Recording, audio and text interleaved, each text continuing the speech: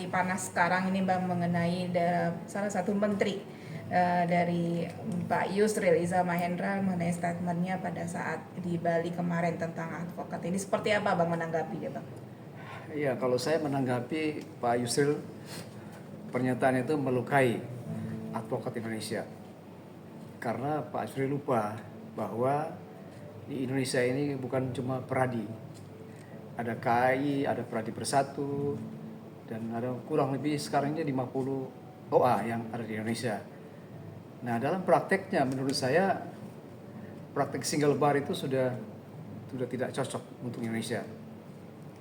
Lebih cocok sekarang ada multibar, karena gabungan para advokat di berbagai organisasi, dan itu dijamin oleh undang-undang. Kebebasan berserikat, berkumpul, itu diundang, di akomodir.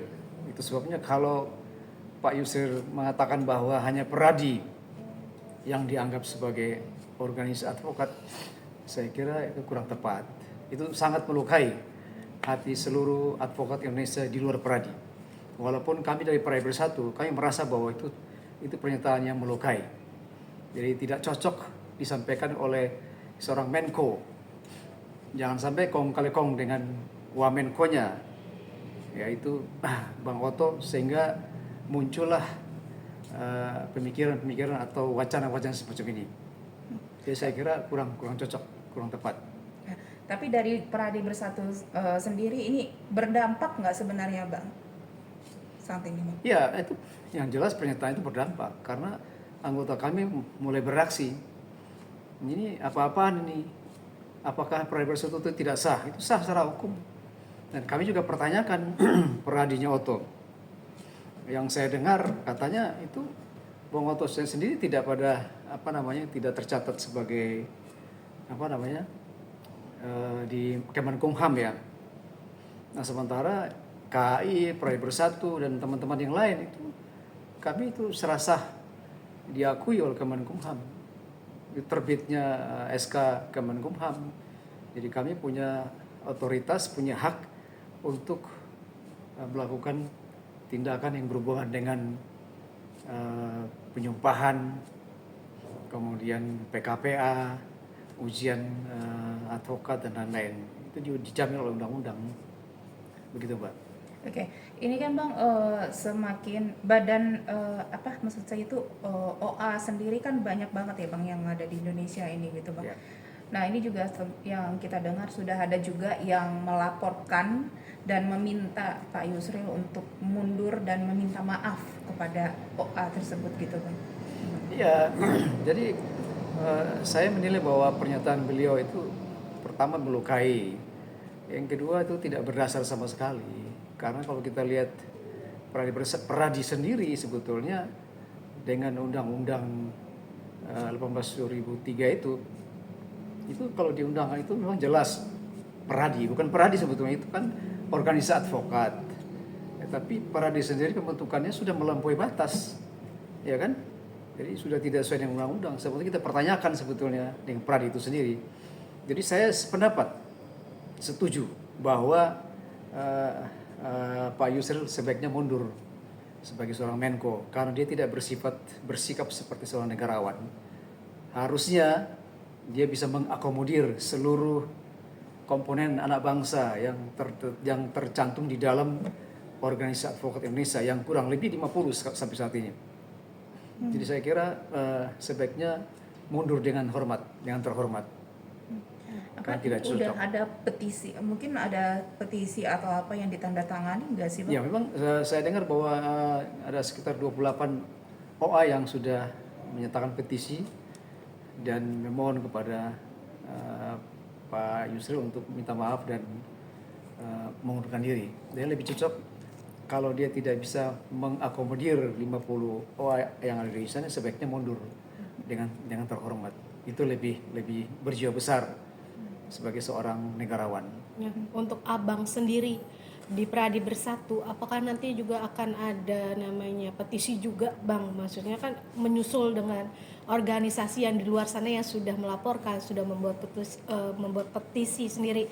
Abang dari Peradi Bersatu mau rencana buat petisi juga nggak? Ya jelas kami akan melakukan petisi juga bergabung dengan teman-teman yang ada karena kami semua merasa dilukai dengan pernyataan beliau yang menurut saya kurang tepat dan tidak seharusnya dinyatakan atau diungkapkan oleh seorang Menko Hukum HAM, Imigrasi dan Pemasyarakatan. Saya kira itu belum sangat melukai dan tidak tepat, tidak cocok lagi.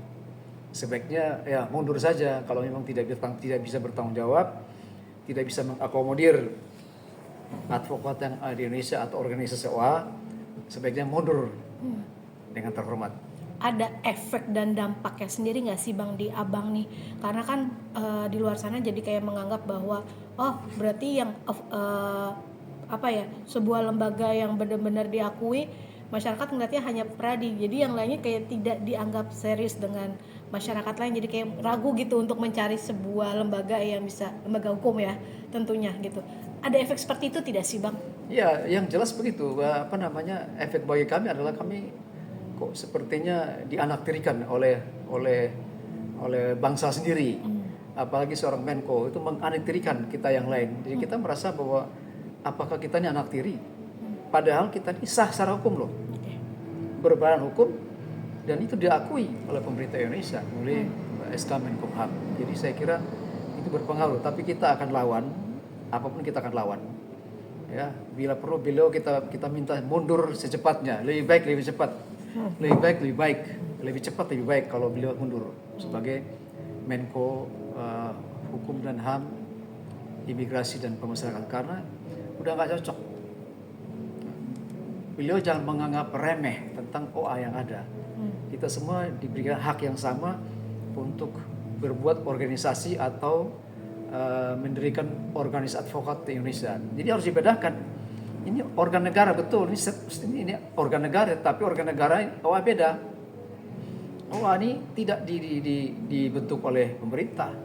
OA ini dibentuk oleh para advokat dan tidak ada urusan dengan pemerintahan sebetulnya. Walaupun ini dikatakan sebagai organ pemerintahan, ya kan? Sama seperti beliau membedakan adanya Mabes tidak boleh dua, kemudian Jaksa Agung tidak boleh dua, dan lain-lain. Itu harus dibedakan. Ini OA dibentuk bukan negara yang bentuk, tapi advokat. Kalau Mabes dan itu kan dibentuk oleh pemerintah. Kalau OA bukan dibentuk oleh pemerintah, oleh advokat itu sendiri. Jadi dia lebih berdiri sendiri, tidak bisa ditekan, dia sangat independen. Itu menurut saya begitu. Ada rencana nggak mungkin dari OA-OA ini yang ada di Indonesia ini untuk bertemu langsung dengan Bapak Presiden Prabowo untuk membahas ini? Ya, kita akan wacanakan itu. Presiden itu akan wacanakan supaya kalau bisa semua OA yang ada 50 OA yang ada di Indonesia ini kami bersama, dan kita minta waktu untuk bertemu langsung dengan Presiden Prabowo. Kita pengen tahu bagaimana konsep pemikiran atau tanggapan dari Presiden Prabowo. Karena kita bukan anak tiri, kita ini anak bangsa, sama-sama anak bangsa, sama-sama punya hak untuk berbuat bagi bangsa ini. Yang penting kita tidak pernah melakukan tidak sesuai dengan anggaran dasar, maksudnya tidak sesuai dengan undang-undang yang ada. Kita konsisten yang Undang-Undang Dasar 45. Oke, artinya Bang, ini single bar ini benar-benar bikin rasa sakit hati dan kecewa sekali bagi OA-OA yang ada di Indonesia. Sudah pasti, single bar ini saya katakan itu tidak cocok untuk saat ini. Mungkin 10 tahun, 20 tahun lagi mungkin cocok, tapi untuk zaman sekarang ini itu nggak cocok. Lebih cocok adalah multibar. Dan ini harus dihormati, harus diakomodir oleh pemerintah, harus diakomodir seorang Menko Hukum dan HAM, Imigrasi dan Pemasyarakatan. Harusnya begitu. Bukan justru menganaktirikan dan mendiskreditkan OA yang lain. Saya kira udah nggak cocok gitu, Pak. Harapan dari Abang sendiri selaku Ketua Umum Pradi Bersatu dengan adanya masalah seperti ini bagaimana, Bang? Ya, harapan saya begini. Dengan adanya kericuan ini antara pernyataan dari Pak Yusril, maka kita mesti cari jalan keluar.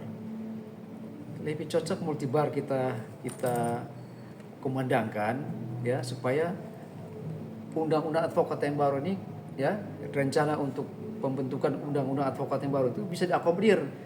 Single bar itu dirubah jadi multibar.